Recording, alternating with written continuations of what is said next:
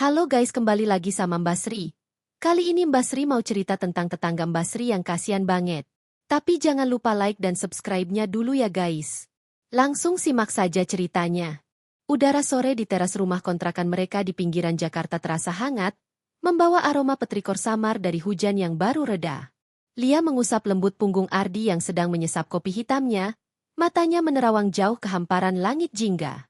2 tahun pernikahan mereka telah mengukir rutinitas sederhana.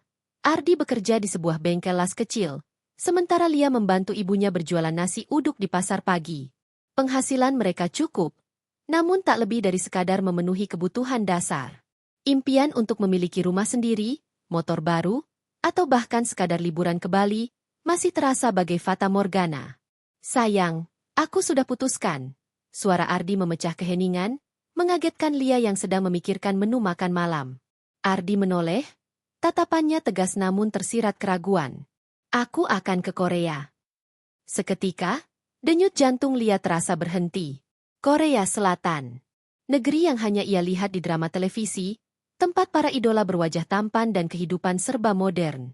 Ardi sering bercerita tentang teman-temannya yang sukses di sana, pulang dengan mobil mewah dan rumah bertingkat. Namun, Lia tak pernah menyangka suaminya akan benar-benar mempertimbangkan langkah sejauh itu. Korea? Tapi, bagaimana? Kapan? Tanya Lia tergagap, melepaskan pegangan di punggung Ardi. Ardi meletakkan cangkir kopinya, meraih tangan Lia. Aku sudah bicara dengan Pak Hadi, dia punya kenalan agen yang bisa mengurus semuanya. Gajinya lumayan besar. Lia, kita bisa cepat punya rumah, buka usaha buat kamu, dan kita bisa hidup lebih nyaman. Mata Lia berkaca-kaca. Di satu sisi, ia bangga dengan ambisi suaminya. Ardi memang pekerja keras, tak pernah mengeluh meski pekerjaan di bengkel sering menguras tenaga. Namun, di sisi lain, bayangan perpisahan yang panjang melingkupi hatinya dengan ketakutan. Mereka belum punya anak, dan Lia tak bisa membayangkan hari-harinya tanpa Ardi di sampingnya. Siapa yang akan membantunya mengangkut dagangan saat ibunya sakit? Siapa yang akan menemaninya menonton film horor di malam minggu? Tapi, Mas, lama? Tanya Lia lirih, menggenggam erat tangan Ardi yang hangat. Kontrak awalnya 2 tahun. Sayang. Tapi aku janji, kalau semua lancar, aku akan coba pulang lebih cepat. Atau setidaknya aku akan sering-sering pulang saat libur panjang. Ardi mencoba menenangkan, ibu jarinya membelai punggung tangan Lia. Ini semua demi kita. Demi masa depan kita. Malam itu, diskusi mereka berlanjut hingga larut. Ardi membeberkan semua perhitungan, biaya keberangkatan yang tak sedikit, potensi gaji yang berlipat ganda dari pendapatannya sekarang, dan bagaimana uang itu bisa mengubah hidup mereka. Lia mendengarkan, sesekali menyela dengan pertanyaan tentang risiko, tentang bahasa, tentang bagaimana Ardi akan hidup di sana sendirian. Ardi dengan sabar menjawab, meyakinkan Lia bahwa ia akan baik-baik saja. Ia sudah membulatkan tekad. Minggu-minggu berikutnya diisi dengan persiapan yang intens. Ardi belajar bahasa Korea dasar, mengurus dokumen, dan menjalani serangkaian tes kesehatan. Lia membantu menyiapkan segala keperluannya, mencuci baju-baju Ardi, mengepak barang-barang seadanya ke dalam koper besar yang baru mereka beli. Setiap lipatan baju terasa berat. Setiap barang yang masuk ke koper seolah membawa potongan hati Lia bersamanya. Kamu yakin, Mas? Lia bertanya suatu malam, saat mereka berdua berbaring, saling memeluk di ranjang sempit mereka. Kalau ternyata di sana tidak sesuai harapan, bagaimana? Aku yakin, sayang. Doakan saja semua lancar. Ardi mencium puncak kepala Lia. Kamu jangan khawatir. Aku akan selalu ingat kamu, selalu ingat rumah. Aku janji, tidak akan ada wanita lain di sana. Kamu satu-satunya. Janji itu diucapkan dalam bisikan di kegelapan malam, terasa begitu tulus. Lia memejamkan mata, berusaha menyerap setiap kata dan menyimpannya jauh di dalam hatinya. Ia ingin percaya sepenuhnya pada Ardi. Hari keberangkatan pun tiba. Bandara Soekarno-Hatta dipenuhi hiruk-pikuk perpisahan. Lia datang bersama kedua orang tuanya dan Ardi ditemani saudaranya. Tangis Lia tak terbendung saat Ardi memeluknya erat, mencium keningnya berkali-kali. Jaga diri baik-baik ya. Sayang, jangan lupa makan, jangan terlalu capek. Pesan Ardi, suaranya sedikit bergetar. Aku akan selalu telepon kamu. Setiap hari. Lia mengangguk, air mata membasahi pipinya. Ia merogoh saku bajunya, mengeluarkan sebuah kalung perak dengan liontin hati kecil yang biasa ia pakai. Ini. Kamu bawa ini, Mas. Ingat aku selalu. Ardi mengambil kalung itu, mengikatkannya di pergelangan tangannya. Pasti. Kamu juga jaga diri, ya. Aku pergi dulu. Demi kita. Dengan langkah berat, Ardi berbalik, melambaikan tangan sekali lagi sebelum menghilang di balik pintu keberangkatan.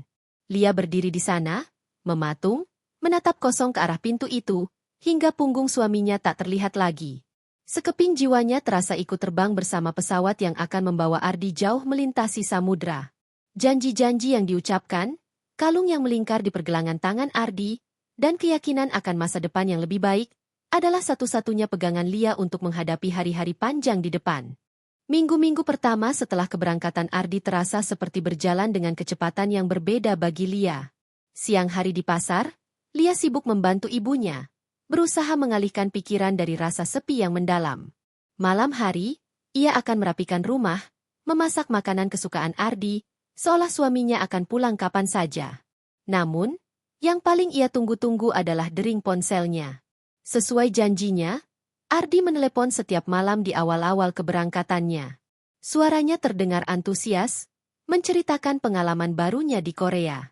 Di sini dingin banget, sayang, katanya suatu malam, tawa kecilnya mengalun. Tapi pemandangannya bagus. Aku kerja di pabrik spare part mobil. Lumayan berat sih, tapi teman-teman di sini baik. Bosnya juga galak, tapi adil. Lia mendengarkan dengan seksama, hatinya menghangat mendengar suara Ardi, seolah jarak ribuan kilometer itu lenyap seketika. Ia akan bercerita tentang kejadian di pasar, tentang ibunya yang cerewet, tentang kucing tetangga yang melahirkan. Obrolan mereka seringkali berlangsung lebih dari 1 jam, hingga salah satu dari mereka menguap kelelahan. Aku kangen banget sama masakan kamu, Lia, ujar Ardi di telepon suatu hari. Terutama sambal terasi buatanmu. Di sini cuma ada kimchi pedas. Hehe. Lia tertawa. Sabar ya, Mas. Nanti kalau kamu pulang, aku masakin sampai kenyang. Setiap kali Ardi mengirimkan uang, kekhawatiran Lia sedikit mereda. Jumlahnya memang lumayan, bahkan lebih besar dari yang Ardi janjikan di awal. Lia menyisihkan sebagian untuk kebutuhan sehari-hari, sebagian lagi ia tabung di bank, membayangkan dana itu akan menjadi pondasi impian mereka, sebuah rumah kecil dengan taman di depannya. Ia juga menyempatkan diri membeli pulsa internet untuk ponsel lamanya, agar bisa melakukan panggilan video sesekali dengan Ardi, meski sinyal seringkali putus-putus dan wajah Ardi terlihat kotak-kotak. Namun, seiring berjalannya waktu, ada perubahan kecil yang mulai terasa. Setelah sekitar 2 bulan, frekuensi telepon Ardi mulai berkurang. Awalnya, ia beralasan sibuk dengan pekerjaan, jam kerja yang tidak menentu, atau sinyal di tempat tinggalnya yang kurang bagus. Maaf ya, sayang, semalam aku ketiduran setelah shift malam, pesan singkat dari Ardi suatu pagi. Capek banget, nanti aku telepon lagi kalau ada waktu luang. Lia mencoba memahami. Ia tahu pekerjaan di luar negeri pasti berat. Ia juga mendengar cerita dari tetangga yang suaminya juga bekerja di luar negeri, tentang betapa sulitnya mengatur waktu untuk berkomunikasi. Ia mencoba menenangkan dirinya sendiri, meyakinkan bahwa Ardi masih peduli, masih mengingatnya. Meski begitu, kekhawatiran itu perlahan menyelinap masuk. Dulu Ardi selalu menelepon tepat waktu, bahkan jika hanya untuk mengucapkan, selamat tidur. Kini, Lia harus menunggu, kadang hingga larut malam, hanya untuk mendapatkan pesan singkat atau telepon singkat yang buru-buru. Obrolan mereka pun menjadi lebih pendek, lebih terfokus pada pertanyaan rutinitas. Gimana kabar? Sehat? Udah makan? Tanpa canda tawa atau cerita mendalam seperti dulu.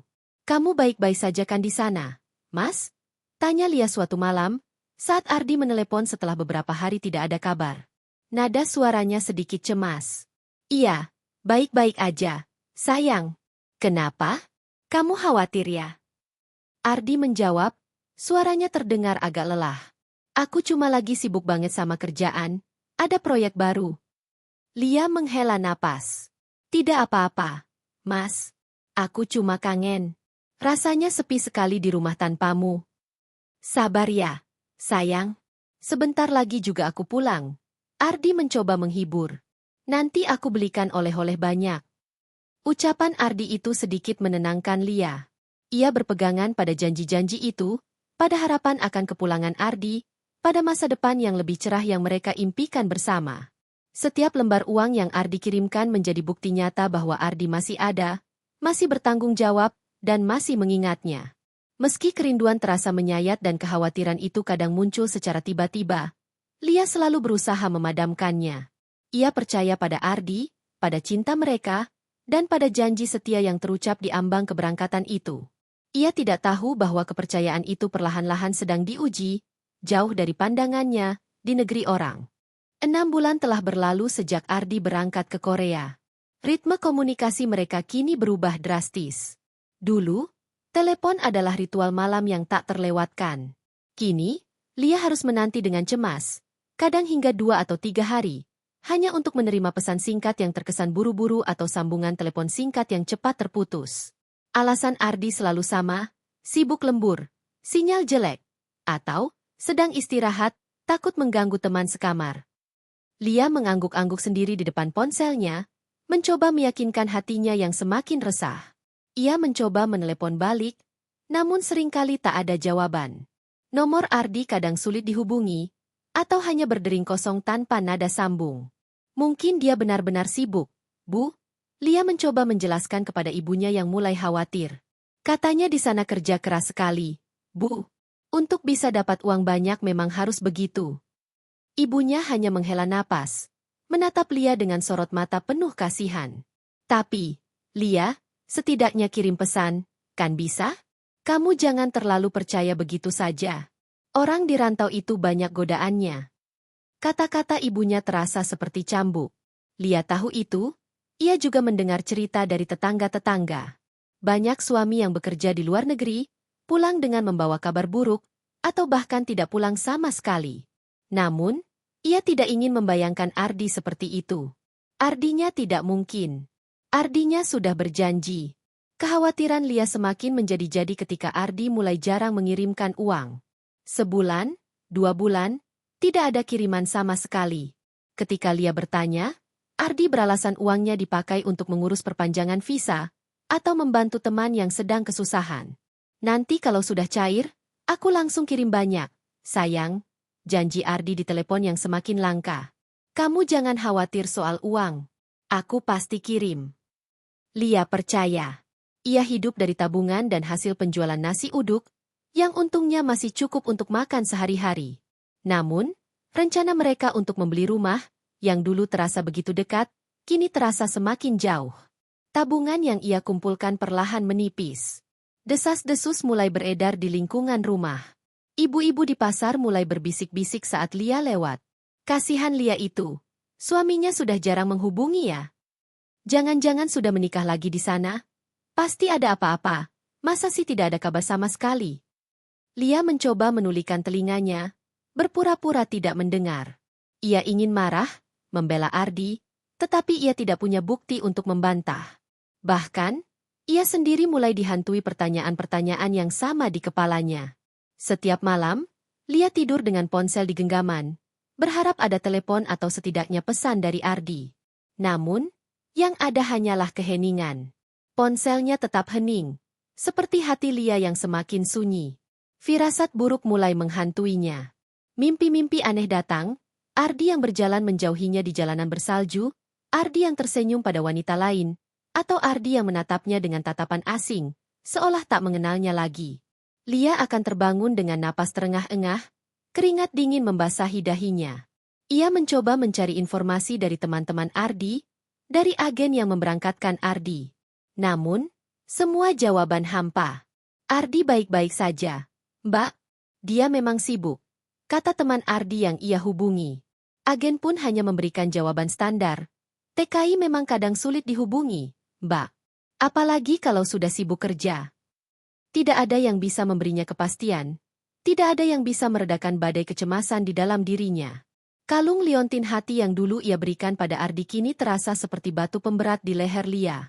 Setiap kali ia melihat benda itu di pergelangan tangannya sendiri, terbayang Ardi yang memakainya. Apakah Ardi masih memakainya? Atau sudah ia buang? Pertanyaan-pertanyaan itu terus berputar di kepalanya. Semakin dalam mengikis harapannya. Lia merasa sendirian, terperangkap dalam labirin ketidakpastian. Hari-hari terasa panjang dan hampa, diwarnai oleh senyap yang menyesakan. Ia rindu suara Ardi, rindu tawanya, rindu sentuhannya. Lebih dari segalanya, ia rindu kepastian, rindu janji yang dulu terucap di ambang keberangkatan itu.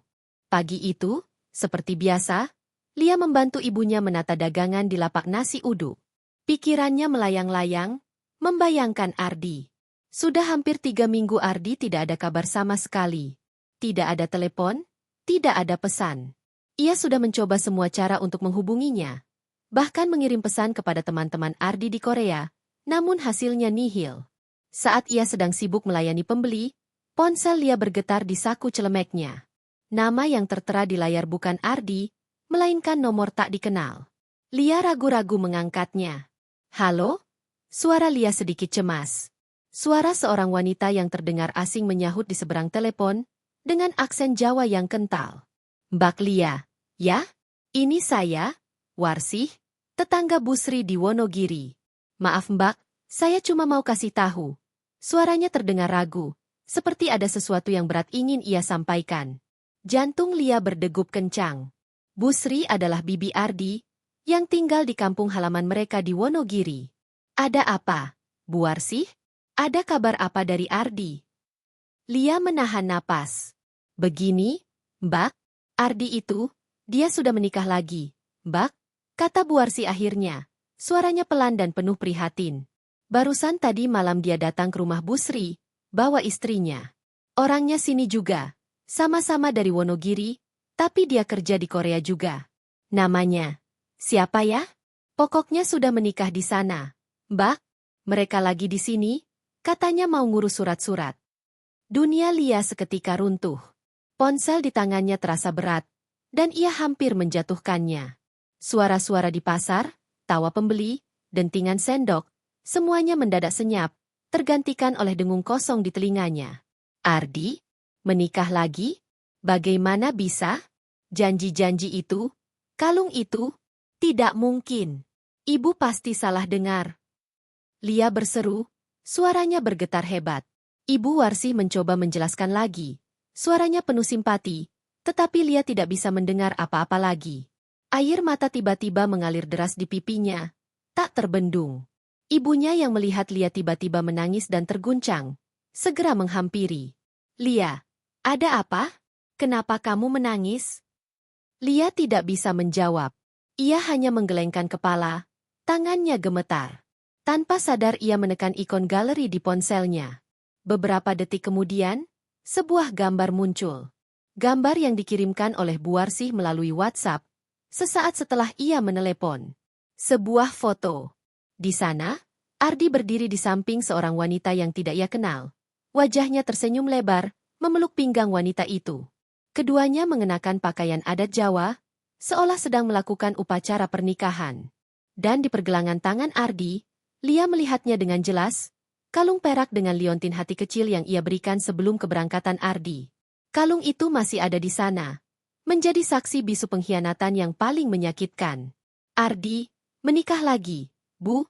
Lia berbisik, suaranya serak dan nyaris tak terdengar. Ia menunjukkan ponselnya kepada ibunya. Ekspresi ibunya berubah drastis. Dari khawatir menjadi terkejut, lalu kemarahan yang membara. Kurang ajar. Berani-beraninya dia. Dasar laki-laki tidak tahu diri. Ibunya mengambil alih ponsel Lia, menatap foto itu dengan nanar. Kita harus ke Wonogiri sekarang. Lia, kita harus datangi dia. Tetangga-tetangga yang melihat keributan itu mulai mendekat, bertanya-tanya apa yang terjadi.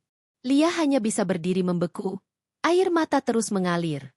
Hatinya terasa remuk, hancur berkeping-keping. Bukan hanya Ardi yang telah mengkhianatinya, tetapi juga janji-janji manis yang dulu ia pegang teguh. Semua harapan, semua impian yang mereka bangun bersama, kini hancur menjadi debu. Rasanya seperti seluruh hidupnya selama 2 tahun terakhir adalah kebohongan besar yang menyakitkan. Ia mencoba menelepon nomor Ardi berulang kali, dengan jari-jari gemetar. Kali ini, Nomor itu tidak aktif. Tidak ada nada sambung, tidak ada harapan. Hanya penolakan dingin yang semakin memperkuat kenyataan pahit itu. Dunia Lia runtuh sepenuhnya. 2 tahun. Angka itu terasa seperti jurang tak berdasar yang menelan Lia hidup-hidup. Sejak hari di mana kenyataan pahit itu menghantamnya, hari-hari Lia berubah menjadi rentetan kesedihan, kemarahan, dan kebingungan. Kabar Ardi menikah lagi, diperparah dengan keberaniannya membawa istri barunya ke kampung halaman di Wonogiri, menyebar seperti api. Gosip-gosip itu, yang dulu ia coba abaikan, kini menjadi kenyataan yang menohok. Lia mencoba menghadapi Ardi di Wonogiri, ditemani ibunya yang sangat marah. Namun, yang mereka temukan hanyalah Ardi yang bersembunyi, atau selalu tidak ada saat mereka datang. Ia bahkan tidak berani menampakkan diri. Lia hanya bertemu dengan keluarga Ardi yang tampak canggung dan kebingungan, seolah mereka sendiri tidak tahu harus bersikap apa. Tidak ada penjelasan berarti, hanya permintaan maaf samar yang terasa hampa. Lia pulang dengan hati yang semakin hancur dan pertanyaan yang tak terjawab. Pasca kejadian itu, Lia jatuh ke dalam keterpurukan yang dalam. Nafsu makannya hilang, tidurnya gelisah, dan senyumnya lenyap dari wajahnya. Matanya yang dulu berbinar kini seringkali terlihat sembab dan kosong. Ia merasa seperti kapal karam di tengah badai, terombang-ambing tanpa arah. Kepercayaan pada siapapun, terutama pada laki-laki, hancur lebur. Ia merasa bodoh, naif, karena telah mempercayai janji-janji manis yang ternyata hanya ilusi. Tekanan sosial juga menjadi beban berat. Bisikan-bisikan di pasar semakin keras. Sudah jadi janda kembang, kasihan ya, sudah lama menunggu tapi malah dikhianati. Harus kuat, Lia.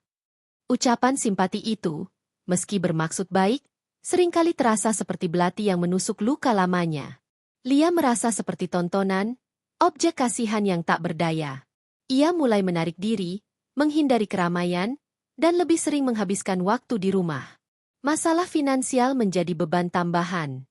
Sejak kabar itu muncul, Ardi sama sekali tidak mengirimkan uang. Tabungan yang Lia kumpulkan perlahan-lahan terkuras habis. Ia harus bekerja lebih keras membantu ibunya berjualan nasi uduk, dari pagi buta hingga siang hari, demi menyambung hidup. Untungnya, ibunya selalu ada di sisinya, menjadi penopang utama. Ibunya tidak pernah lelah menyemangati, memeluknya saat Lia menangis di tengah malam, dan meyakinkannya bahwa ia tidak sendirian. "Kamu harus kuat, Nak," kata ibunya suatu sore, saat Lia sedang termenung menatap gerimis di luar jendela. "Jangan biarkan dia melihatmu lemah. Kamu masih punya harga diri." Kata-kata ibunya selalu ampuh, meski kadang Lia merasa terlalu lelah untuk berjuang. Ia mencoba bangkit, setidaknya demi ibunya. Namun, setiap kali ia merasa sedikit membaik, bayangan Ardi dan wanita lain akan muncul, meruntuhkan kembali dinding pertahanan yang baru ia bangun. Luka di hatinya terlalu dalam, terlalu basah. Lia juga sempat berpikir untuk mengurus perceraian. Namun, prosesnya rumit dan memakan biaya, apalagi tanpa Ardi yang kooperatif. Ia mencoba mencari pengacara yang mau membantunya secara cuma-cuma, tetapi tidak mudah. Akhirnya, ia hanya bisa pasrah. Ia masih terikat pernikahan secara hukum, namun ia hidup layaknya seorang janda. Status yang menggantung itu semakin menambah kepedihannya. 2 tahun berlalu dalam kabut kesedihan. Lia merasa dirinya telah menua 10 tahun dalam waktu singkat. Rambutnya yang dulu hitam legam kini mulai terselip uban samar. Senyum cerianya digantikan oleh garis kerutan kesedihan di sudut bibirnya. Ia melihat teman-temannya menikah, punya anak, membangun keluarga bahagia. Sementara ia, terperangkap di masa lalu yang menyakitkan, seolah waktu berhenti berputar hanya untuknya. Suatu malam, Lia duduk di teras, menatap langit malam yang gelap. Ia meraba kalung liontin hati yang dulu ia berikan kepada Ardi. Kalung itu masih ia simpan di dalam kotak perhiasan, menjadi pengingat pahit. Air matanya kembali menetes. Sampai kapan ia akan seperti ini? Sampai kapan ia akan membiarkan masa lalu membelenggunya? Rasa lelah itu, lelah dengan kesedihan, lelah dengan kepahitan, perlahan memicu sebuah percikan di dalam dirinya. Sebuah keinginan untuk bangkit, untuk menemukan kembali dirinya yang hilang. Rasa lelah yang amat sangat akhirnya membawa Lia pada sebuah titik balik. Bukan ledakan emosi atau pencerahan tiba-tiba, melainkan kejenuhan yang mendalam terhadap kesedihan. Ia bosan menangis, bosan merasa kasihan pada diri sendiri, dan bosan dengan bisikan-bisikan tetangga yang tak pernah berakhir. Lia menyadari, jika ia terus seperti ini, ia akan mati secara perlahan. Titik balik itu datang dari sebuah percakapan tak terduga dengan Bu Lastri, pemilik warung kelontong langganannya. Bu Lastri, seorang janda tangguh dengan 3 anak yang sukses, melihat Lia yang semakin kurus dan murung. "Lia, sampai kapan kamu mau begini?" tanya Bu Lastri, saat Lia membeli sabun suatu sore. Matanya menatap Lia lekat-lekat. "Suamimu itu sudah bahagia dengan hidup barunya. Masa kamu mau terus-terusan merana di sini? Hidup ini cuma sekali, Nak. Kamu harus memikirkan dirimu sendiri." Ucapan Bu Lastri, yang biasanya hanya obrolan basa-basi, kali ini menancap dalam hati Lia. Ada kebenaran pahit dalam setiap katanya. Ardi sudah melangkah maju, membangun kehidupannya sendiri tanpa menoleh ke belakang. Mengapa ia harus terus terjebak dalam bayang-bayang pria yang sudah mengkhianatinya? Malam itu, Lia tidak bisa tidur. Kata-kata Bu Lastri terus terngiang. Ia bangkit dari tempat tidur, mengambil cermin kecil di meja riasnya. Ia menatap pantulan dirinya. Mata sembab, wajah pucat, rambut acak-acakan. Bukan Lia yang dulu. Lia yang dulu ceria, penuh semangat, dan memiliki mimpi. Rasa jijik pada dirinya sendiri muncul. Ia harus berubah. Keesokan harinya, Lia memulai perubahan kecil. Ia mulai menata rambutnya, memakai sedikit bedak, dan mengenakan baju yang lebih rapi saat pergi ke pasar. Ibunya terkejut melihat perubahan itu, meski samar. "Sudah berani dandan lagi, Nak?" tanya ibunya dengan senyum. Lia hanya tersenyum tipis. Perubahan yang lebih signifikan datang dari sebuah pengumuman di papan informasi kelurahan. Ada program pelatihan menjahit gratis untuk ibu-ibu rumah tangga. Lia yang sejak dulu tertarik dengan dunia menjahit, namun tak pernah punya waktu atau biaya untuk belajar, merasa ini adalah kesempatan. "Aku mau ikut pelatihan itu, Bu," kata Lia kepada ibunya. Ibunya tersenyum lebar. "Bagus, Nak. Setidaknya ada kegiatan. Kamu memang harus sibuk, biar tidak terus-terusan melamun." Pelatihan menjahit itu menjadi penyelamat Lia. Setiap hari, dari pagi hingga siang, ia tenggelam dalam dunia kain, benang, dan mesin jahit. Lingkungan baru, teman-teman baru, dan tantangan baru dalam belajar, sedikit demi sedikit mengalihkan perhatiannya dari masa lalu. Instrukturnya yang sabar dan ramah juga sering memberinya motivasi. "Kalian para wanita itu kuat," kata Bu Nur, instruktur menjahit mereka, suatu hari. "Badai apapun pasti bisa dilalui, asal kita punya tekad." Kata-kata itu meresap ke dalam jiwa Lia. Ia mulai merasakan secercah harapan. Di kelas menjahit, ia tidak lagi menjadi Lia yang suaminya kabur, melainkan Lia yang cekatan dan punya bakat menjahit. Pengakuan kecil itu terasa seperti tetesan embun di tanah kering. Lia belajar dengan cepat. Ia memiliki ketelitian dan kesabaran. Dalam beberapa bulan, ia sudah mahir membuat pola, memotong kain, dan mengoperasikan mesin jahit dengan lancar. Ia mulai menerima pesanan kecil dari tetangga, seperti permak baju atau membuat taplak meja. Uang yang ia hasilkan memang tidak banyak, tetapi itu adalah uang hasil keringatnya sendiri, yang memberinya rasa bangga dan kemandirian. Yang paling penting, Lia mulai menemukan kembali kekuatannya. Ia tidak lagi melihat dirinya sebagai korban yang menyedihkan. Ia adalah seorang penyintas, wanita yang kuat, yang telah melewati badai terberat dalam hidupnya dan berhasil keluar dengan kepala tegak. Luka di hatinya memang belum sepenuhnya sembuh. Namun ia kini tahu bagaimana cara merawatnya, cara mencegahnya membusuk. Ia mulai menatap masa depan, bukan dengan rasa takut, melainkan dengan semangat baru, sebuah babak baru dalam kehidupannya yang siap ia tulis sendiri. 2 tahun setelah titik baliknya, Lia telah berubah. Ia bukan lagi wanita rapuh yang terperangkap dalam bayangan pengkhianatan. Usaha jahitnya semakin berkembang. Dari sekadar permak, ia kini menerima pesanan baju seragam sekolah, kebaya modifikasi, hingga gaun pesta sederhana. Pelanggannya semakin banyak, dan Lia bahkan berencana membuka toko kecil di depan rumahnya. Keuangannya stabil, ia bisa menabung lagi, dan yang terpenting, ia menemukan kebahagiaan dalam kemandiriannya. Senyum sudah kembali menghiasi wajahnya, meski kadang masih terselip gurat getir kenangan. Suatu siang, saat Lia sedang sibuk memotong pola di meja kerjanya, ponselnya berdering. Nomor yang tidak ia kenal. Biasanya Lia akan mengabaikannya. Tetapi kali ini ia merasa ada dorongan aneh untuk mengangkatnya. Halo. Suara di seberang sana terdengar tua dan lemah. Ini Lia. Nak, ini Bu Sri. Jantung Lia berdesir. Bu Sri. Bibi Ardi dari Wonogiri. Wanita yang terakhir kali ia temui dalam suasana canggung 2 tahun lalu. Iya, Bu Sri. Ada apa? Tanya Lia, berusaha menjaga nada suaranya tetap tenang. Ardi.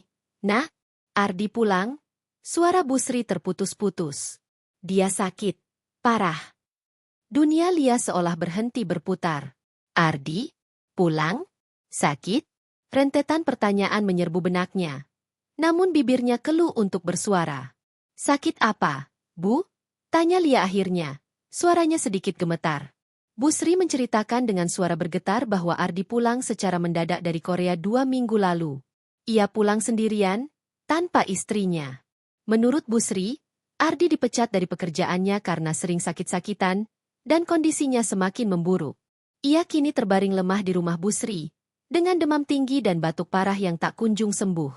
Istri barunya, yang ternyata juga sudah berpisah dengannya, tidak mau ikut pulang dan bahkan tidak peduli. Ardi, yang dulu gagah dan penuh ambisi, kini bagai seonggok daging tak berdaya. Mendengar kabar itu, Lia merasakan campur aduk emosi.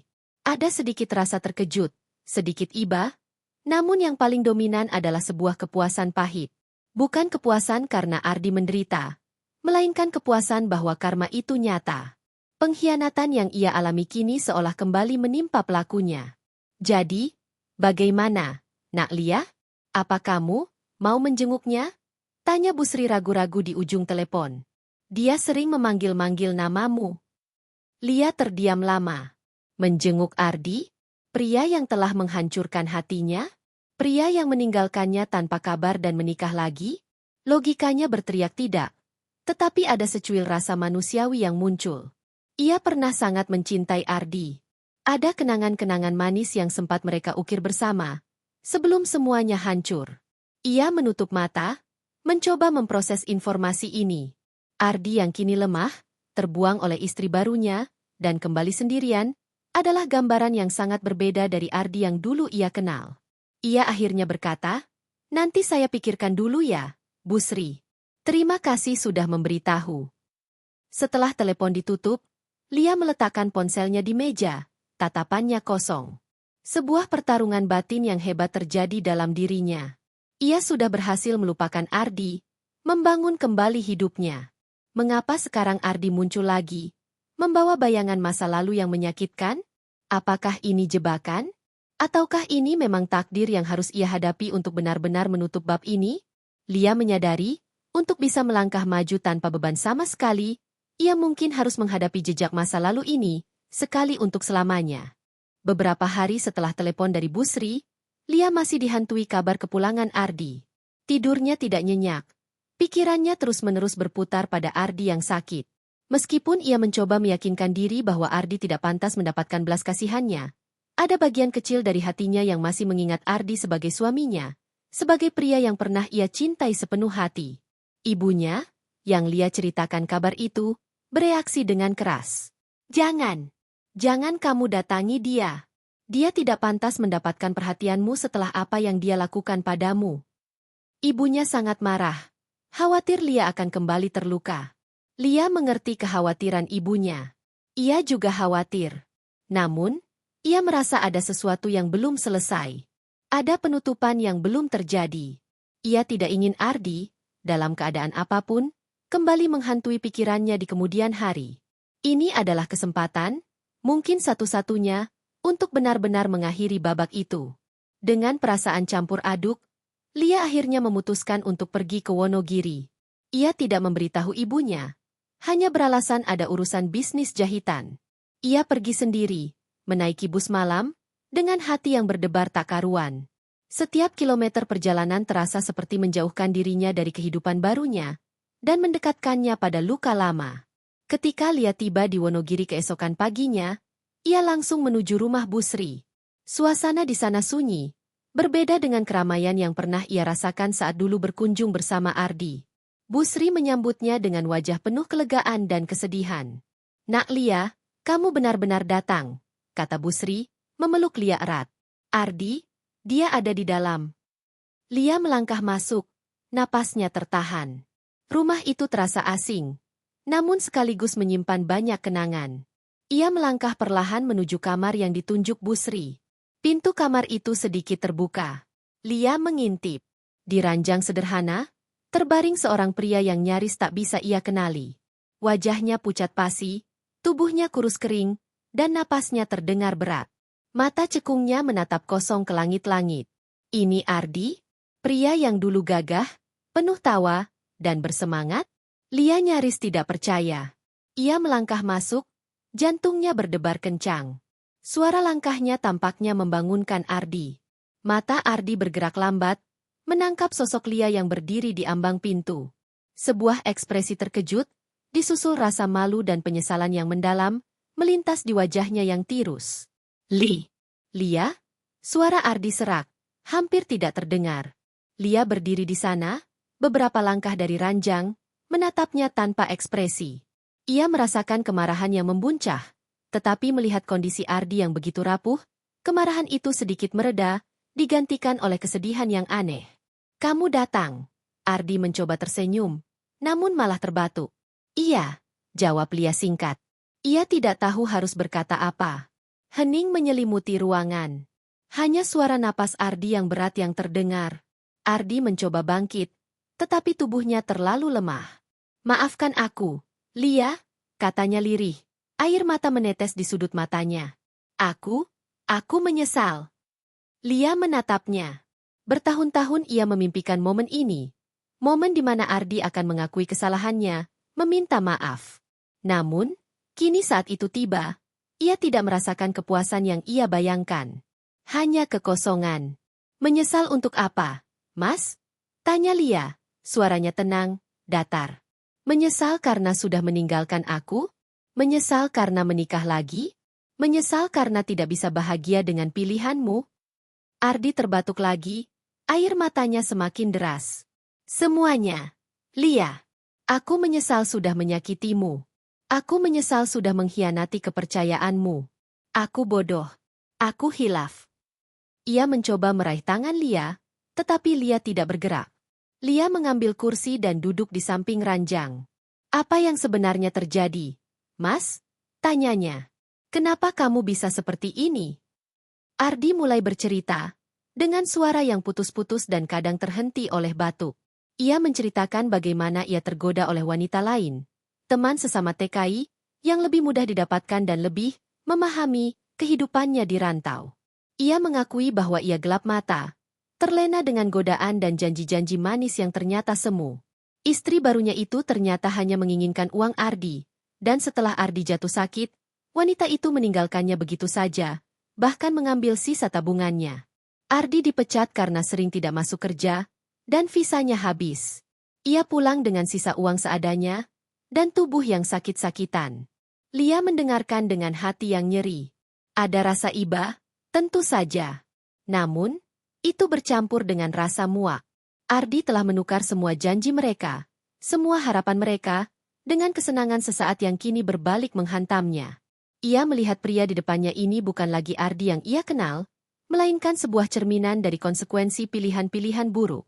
"Aku tidak tahu harus berkata apa, Mas," kata Lia akhirnya, berdiri. "Aku datang ke sini bukan untuk membalas dendam, atau untuk mendengar penyesalanmu.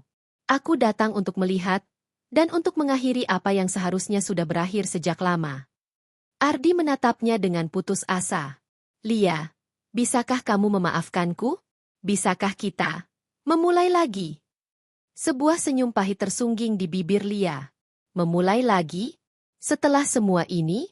Aku sudah melalui banyak hal, Mas. Aku sudah membangun kembali diriku dari kehancuran yang kamu tinggalkan. Aku tidak bisa kembali ke sana." Lia menunjuk pergelangan tangan Ardi.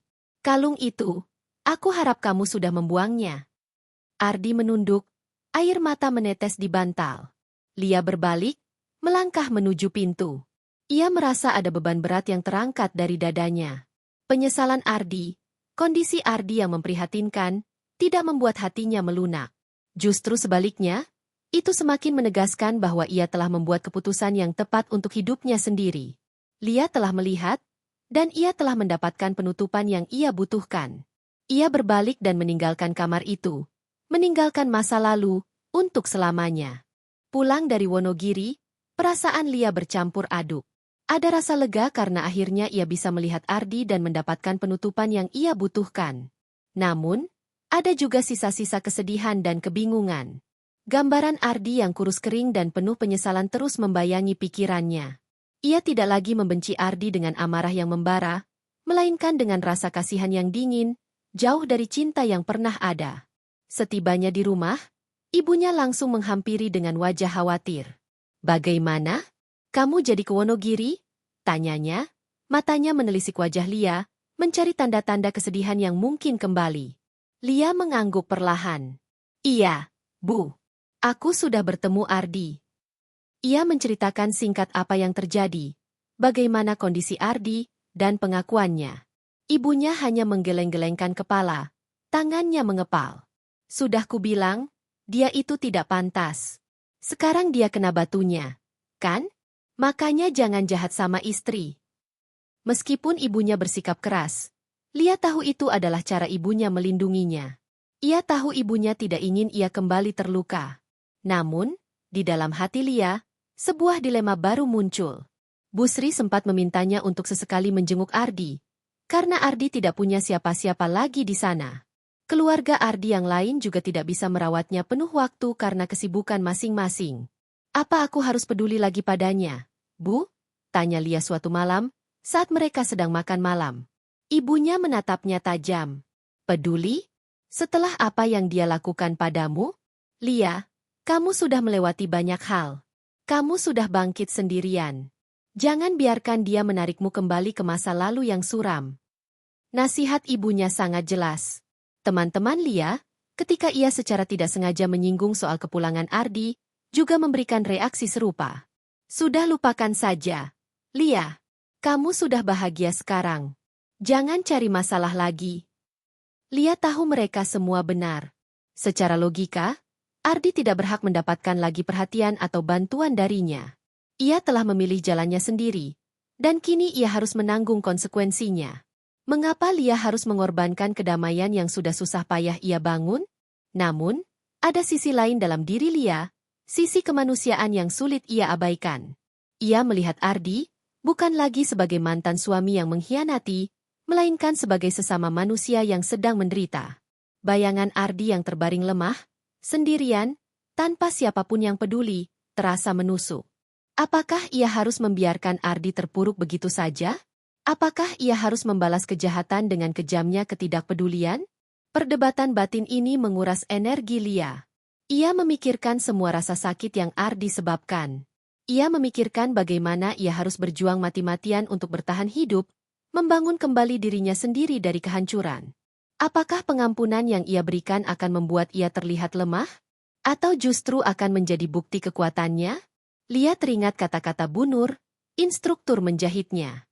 "Badai apapun pasti bisa dilalui, asal kita punya tekad."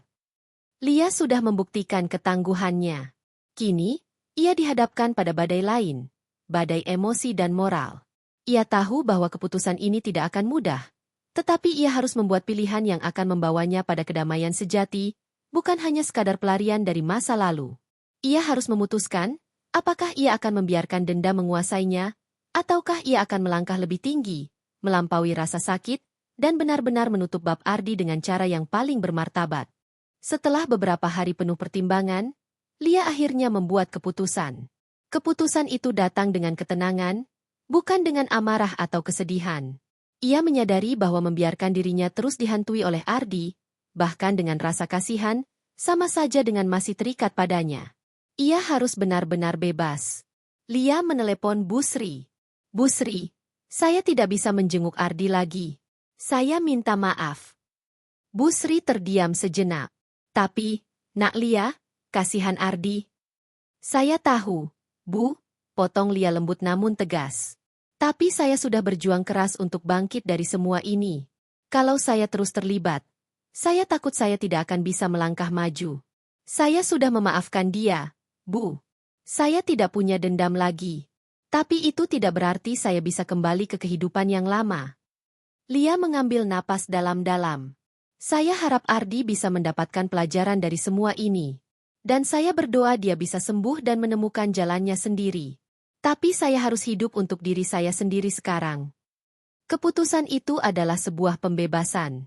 Lia meletakkan ponselnya, dadanya terasa lapang. Ia telah memilih untuk memaafkan, bukan demi Ardi, melainkan demi dirinya sendiri. Ia memilih untuk melepaskan beban itu sepenuhnya, tanpa syarat dan tanpa harapan untuk kembali. 6 bulan kemudian, kehidupan Lia berkembang pesat. Usaha jahitnya, yang ia namai Lia Es Kreasi, telah resmi membuka toko kecil di depan rumahnya. Karyawannya kini ada 2 orang, dan Lia sibuk melayani pesanan yang terus berdatangan. Ia tidak lagi harus bergantung pada ibunya untuk nafkah. Bahkan ia bisa membantu ibunya mengembangkan usaha nasi uduknya. Lia belajar banyak tentang keuangan, pemasaran, dan manajemen. Ia menjadi seorang wanita mandiri yang sukses dan dihormati di lingkungannya. Ia masih sendiri. Banyak pria yang mencoba mendekatinya, terpesona oleh ketangguhan dan kecantikannya yang kini memancar. Namun, Lia belum terburu-buru. Luka masa lalu memang telah sembuh. Tetapi ia menjadi lebih bijak dan selektif. Ia tahu apa yang ia inginkan dalam hidup, dan ia tidak akan pernah lagi membiarkan dirinya direndahkan atau dikhianati. Ia menikmati kebebasannya, menikmati kesuksesannya, dan menikmati setiap momen pertumbuhan pribadinya. Suatu sore, Lia duduk di kursi teras toko barunya, memandangi keramaian jalan. Ia teringat Ardi. Tidak ada lagi rasa sakit, tidak ada lagi kemarahan. Hanya sebuah kenangan samar, seperti sebuah buku lama yang telah ia baca dan kini ia simpan di rak. Ia sudah tidak pernah mendengar kabar Ardi lagi setelah telepon terakhir dengan Bu Sri, dan ia tidak mencari tahu. Bagi Lia, babak itu telah benar-benar usai. Ia tersenyum, menatap langit senja yang indah. Jalan di depannya kini membentang luas, penuh dengan kemungkinan tak terbatas. Lia telah menemukan kebahagiaannya sendiri. Sebuah kebahagiaan yang dibangun di atas fondasi kemandirian, kekuatan, dan pengampunan. Ia adalah bukti hidup bahwa patah hati bisa menjadi awal dari sebuah babak baru yang jauh lebih indah, di mana seorang wanita bisa bersinar paling terang ketika ia memilih untuk mencintai dirinya sendiri lebih dari segalanya.